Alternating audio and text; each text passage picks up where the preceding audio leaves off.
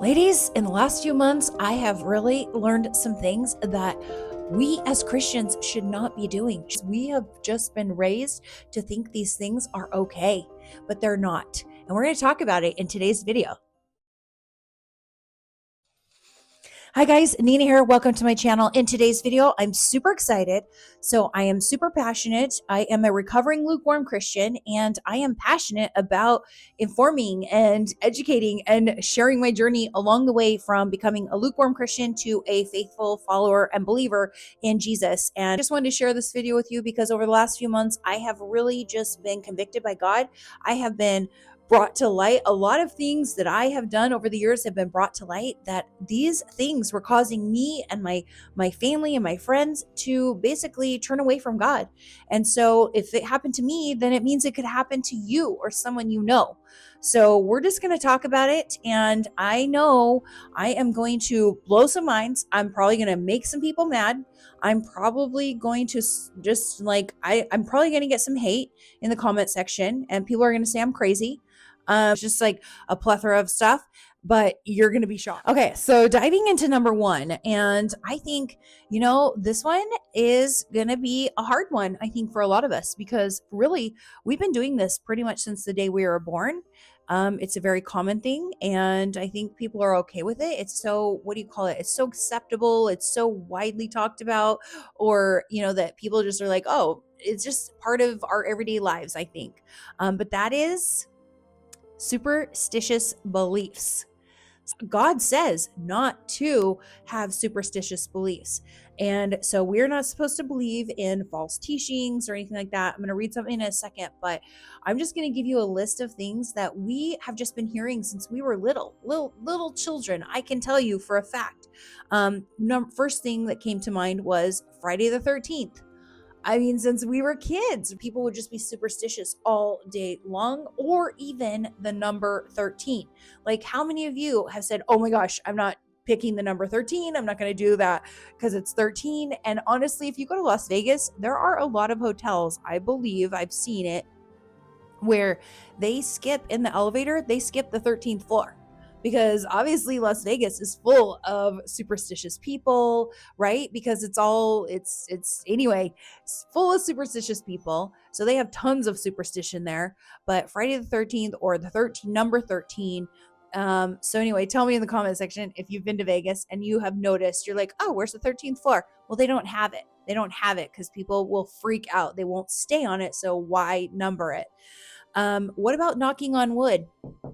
Yeah, that's a superstition. Wishing upon a star. Stars are beautiful, stars are awesome, but wishing on a star is not going to have any effect on our life. That is, we're not going to get our dream, our wish granted from a star. Stars have no power to grant wishes whatsoever. What about beginner's luck? No such thing. Broken mirrors lead to 7 years of bad luck. Have you ever had that? People are like, have you ever broke a mirror? And people are like, oh my gosh, you're going to have 7 years of bad luck. Okay, that's ridiculous. And what about a black cat?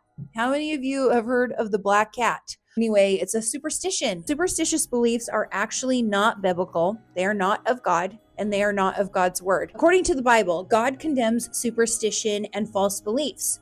Superstitions are considered to be an affront to God and are based on false premises. The Bible encourages believers to trust in God alone, reject superstition, and exercise discernment. Practices such as divination, fortune telling, and necromancy are considered an abomination to the Lord. To divination is basically from a Latin divinaire, to foresee, foretell, predict, prophesy, in the attempt to gain insight into a question or a situation by the way of an occultic ritual or practice. So divination is absolutely forbidden by God. He is against it. He says do not participate in that whatsoever, and that is, superstitions are a part of that. Wait, I wanted to add on to that. So horoscopes. So how many, or what do you call it? Your zodiac sign. So how many people have you, okay, especially if you're single, or I don't know, when you meet new people, it's like a conversation starter. How many people, if you've been dating or something on a dating app, they're like, oh, what sign are you? like if you have a certain personality trait, they're like, what sign are you? Oh, you must be this. Oh, you must be that. I'm like, first of all, that kind of bugs me. And secondly, there is no such thing as a zodiac sign according to the Bible. So those are horoscopes, they are divination, and because horoscopes are fortune telling, they are to foresee the future. And honestly, they're not real. They're not real. And you are not a zodiac, you are not Aquarius, you are not a Sagittarius, you are none of those things. But we have been taught literally since the day we were born that we were something, right? People ask you, what are you? An Aquarius? Tell me in the comment section. I'm telling you, tell me this is not true. This is 100% true. Okay, just in case you are, not sure, maybe you didn't know that you are participating in that. Now we know. So number 2 is wearing certain jewelry, occultic jewelry, certain types of new age jewelry. And so what I'm talking about is like crystals, right? Like healing crystals. Wearing rose quartz, or just quartz in general. It's quartz, rose quartz. There's obsidian. There's jadeite. There's amber. Like all of these crystals, according to new age people, these crystals have powers. These crystals have powers, and so people will wear them around their neck. It's hard for me to believe that someone just thinks they're buying a beautiful crystal necklace. It's the evil eye that is super popular right now. That evil eye, it's actually from ancient Greece, and it was just created to ward off evil spirits and break curses and spells and all types of things. Mandalas, but they're Hindu, they're Buddhist.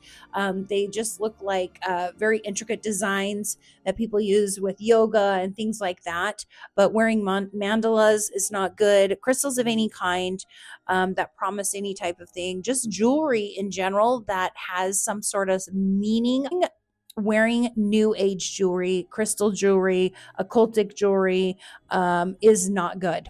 Some of this stuff is cute and pretty and all that. That's fine. But the problem is even though we may know that's not what we want it to mean, maybe we think the crystal is beautiful, but and we don't want it to heal anything, and we don't need it to heal anything. But here's the thing: we have a million other pieces of jewelry that in this world that we can choose, because if we wear that crystal, it could cause another Christian, another potential Christian, some believer to stumble, to fall into the new age. So it's our responsibility not to be the person that causes someone else to fall and to stumble. Okay, so moving on to number 3. This is another one that's probably going to upset you ladies. It's probably going to really upset some moms out there. I totally get it. Number 3 is fairies or mythical creatures. So if you think about it, I am guilty. I am so guilty of this. So guilty. Fairies and mythical creatures like unicorns, just any type of mythical creature. So fairies don't exist, and fairies don't have supernatural powers. We're not supposed to idolize other gods or godlike creatures or anything like that. It is against God. It is abomination to God to do these things. Number 4 is metaphysical stores. Metaphysical stores, they obviously sell tarot cards, they sell crystals, they sell incense for rituals, they sell what else? Fortune telling stuff, crystal balls. They sell they sell mandalas. They sell, all kinds of things that will get you into occultic practices, new age practices. Oh, they sell like chakra healing things and just all these things. I can't think because I haven't been pendulums and just all kinds of things that can lead a person down the wrong path. And yeah, a lot of these things like the crystals, they are gorgeous. They are beautiful. Like, oh my gosh, yes, they are. But there are a million other beautiful things, like I said, that we can own in this world. Because if we tend to set up a crystal display and act as if we think they're going to bring us abundance or healing or whatever, it can definitely cause our children or our friends or our family to think that these things are okay as a Christian, when they're not. So metaphysical stores, I say, get them off your list. None of those are biblical. So you need to stay away from metaphysical stores that offer and provide this type of stuff. Okay. Stay away. But number 5 is good luck charms. Again, it goes under the whole idols and all of that stuff. It's like looking up to this idol and a godlike idol to provide what it is that God is supposed to provide. And that is trusting in Him. So good luck charms, they are just a false belief. Also, people use people as good luck charms too. Like I've had people say, oh no, so-and-so has to be with me. You're my good luck charm. I need you there. So people, objects, things that people tend to say are their good luck charms. There is no such thing as a good luck charm. You guys, we just need to pray to God, have a relationship with God, and trust in Him, trust in God. And we're not supposed to look to idols. We're not supposed to look to good luck charms. We're not supposed to look to jewelry. Pieces of jewelry do not bring us anything. Astrology charts, stars, none of this stuff is going to bring us anything other than, honestly, disappointment. People are not. Totally. But number 6 is a product. So I know it's a beauty product, and it's it goes by the name of Charlotte Tilbury.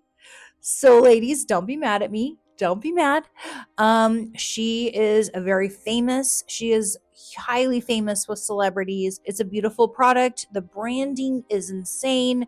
The packaging, just, everything is pink and sparkly. And the more I start renewing my relationship with God, and the more I start learning about, things God does not support, the more I'm realizing that her brand is extremely based on witchcraft and new age thoughts. If a company is so blatantly into witchcraft and blatantly causing people to think that witchcraft is okay, and casting spells and things like that, I'm not going to give them my money anymore. I'm looking at the name of her fragrances. One of them, I'm not even going to say on YouTube, but I will put the picture up here. I'm like, that is so blatantly offensive. I'm just blown away. And I think that is so disrespectful and offensive. I can't even believe she named it that, but whatever. The other ones was Joyphoria, so like a euphoric, right? Then we have Love Frequency, which, just so you know, if you hear frequency, vibration, all of that is new age, just so you know. Then she has Cosmic Power. And then the final one is Magic Energy. So literally, like, she is promoting magic and having magic energy and casting magic spells. I'm not going to give her my money when she is causing young women, because she basically is marketing to young women, our daughters, our granddaughters, and she is causing them to think that these things are okay. Do not buy Charlotte Tilbury, you guys. I don't believe it is a good brand, and she does not have good intention. We are called by God to be servants of God. We are called to share His word. Let me know in the comment section below, you guys. I'm so curious what you think about these things, about these products, about these just different things that we were talking about. And until next time, bye.